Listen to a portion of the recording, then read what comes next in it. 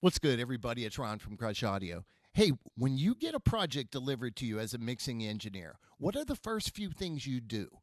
There are a couple key elements, key things I do that are involved in my workflow. Every time I get a project delivered, it sets me up for success. I'd like to share those things with you. Come on in.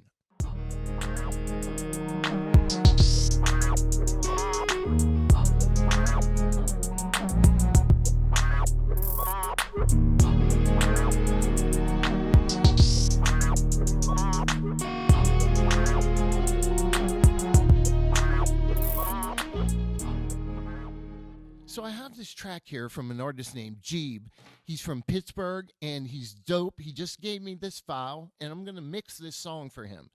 And as you can see, I have the track outs, I have the drum stems, I have the bass, the guitar loops, a Vox sample, and then I have all his vocals down here, which right now I have muted.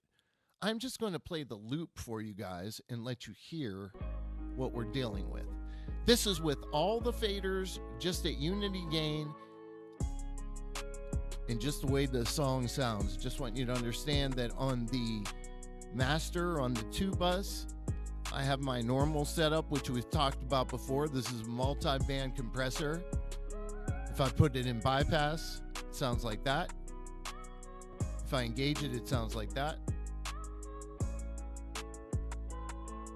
Okay. So what we're talking about is how we get set up as an engineer when we bring in our media. And as you'll see here, I have my stuff color-coded. I start like I've always learned, which is I start with the drums and I build the band. I build the foundation of the band. So drums, bass, keys, guitar, vocals, right? That's sort of the way I stack my sessions. You could have your own routine. That's totally fine.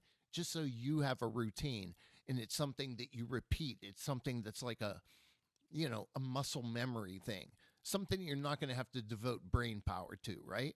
So I have these grouped up. I have the drums grouped and they're color coded. Then the bass, the guitars are next and they're in purple. Whatever your color is fine. There's a Vox sample. That's what we're dealing with right here. And when they're all playing, they sound like this. I'm going to hit X and bring up my mixing console here as a shortcut.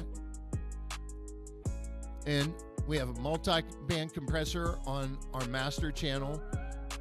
But when I first bring in the media, the first thing I'm thinking about doing is just sort of, the first thing obviously is color coding and get everything set up and named. Okay, we've checked that box.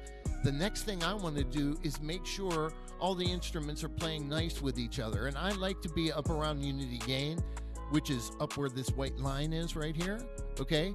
And I'm just gonna see how things are playing with each other, and if I need to lower anything, I'm gonna set my volumes and my balances with the instruments. So quickly, I would do that. Isolate the drums. And I'd also start moving things around as far as the stereo field's concerned. Where's the hi-hat going to be? Where do I want my kick drum to be? Of course, I want that to be right up the middle. Same thing with the snare, but I may offset a clap or a second snare or a rim shot just so there's a little bit of separation. But I'm also going to go down and now just sort of build on that with the bass. See how they're playing with each other.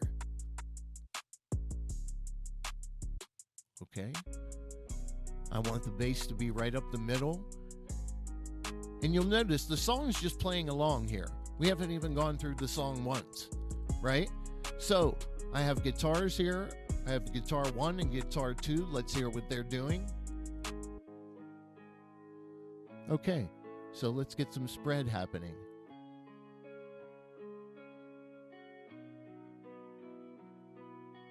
If I need to clip gain it up, I will, which I'm going to do.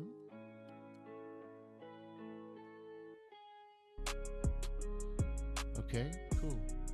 Now I can back them off here from the fader level if I want. We're nowhere near clipping. Remember, we don't want to go past, we don't want to go in the red on anything. That's our main goal. We don't have to stress out about it. And we're in good shape, right? So now we've sort of set our stereo spread. We've gotten through the song one time. We have things set up And now I could think about when I go through the song the second time around, I could think about maybe on my two bus or my groups, I want to do a little bit of processing. Maybe once the drums come in here, I want to see how this compressor's reacting and dial it in a little bit. Okay, cool. Let's bring up the volume too and let you hear a little bit of this.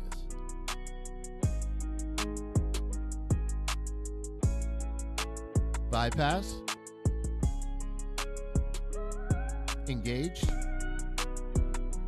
I'm going to add a compressor. And since we're in this Wave Studio rack, I can just pick right here. I'm going to use the SSL compressor. I don't want to go further than 4 dB. You'll notice I'm just going to want to kiss the meter here. I'm going to let some of the transients through. I'm going to go to the lowest ratio. I'm going to go to auto release. And I'm going to try and get that pump happening. Just the slightest bit. Off. Engaged. And if I were going to send this out as like a beat mix, I'd throw a limiter on it because I have to compete. I'm going to go down to 0.8, 0.9. This is not for streaming. This is like a beat mix. I want it to have some juice. But I'm not going into limiting here. I'm watching this meter. And boom, there we are. We haven't gone through the song twice, everybody. And we have everything sort of balanced. We have it laid out the way we want it. If we want to do some production tricks or we want to do some things that alter the beat, certain drops, certain glitch effects, sort of transgate stuff, whatever we want to do, we can do that, but we have to do it once we build a solid foundation for our mix. It starts with balance, using the stereo field, making sure everything's working and playing nice with each other instrument-wise, and then take it from there. I hope you dug it.